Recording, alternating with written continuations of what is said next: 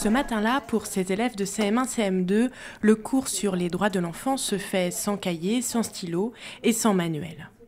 Seul outil, un boîtier d'évaluation.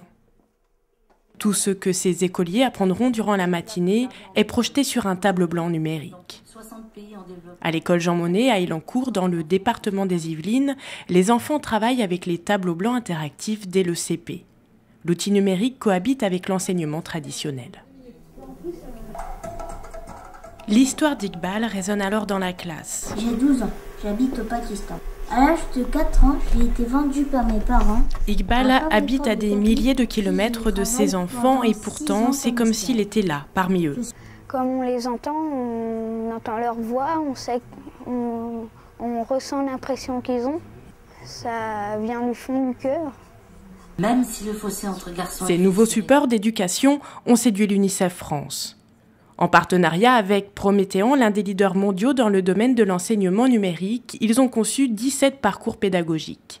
Les vidéos ou les voix d'enfants fournies par l'UNICEF font tous référence à des droits de la Convention internationale des droits de l'enfant. La mission principale de l'UNICEF en France, une mission fondamentale, c'est de faire entrer les droits de l'enfant dans les salles de classe. Et les nouvelles technologies de la communication et de l'éducation sont un moyen formidable d'aller jusqu'à l'élève et de permettre à travers une diversité de supports de rendre les droits de l'enfant extrêmement vivants et de faire comprendre aux enfants des classes françaises que les droits de l'enfant ne sont pas simplement une théorie, mais des droits en action, que c'est une problématique qui touche des millions d'enfants et en France et à l'étranger de manière très concrète.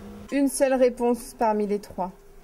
L'enseignement des droits de l'enfant a été rendu obligatoire dès la rentrée 2004 pour tous les élèves de la maternelle à la terminale. Mais dans un cours classique, certains sujets ne sont pas toujours faciles à aborder, comme le travail des enfants, la santé ou même le droit à l'identité. La classe numérique multimédia permet de sensibiliser les élèves et de leur faire prendre conscience du monde qui les entoure.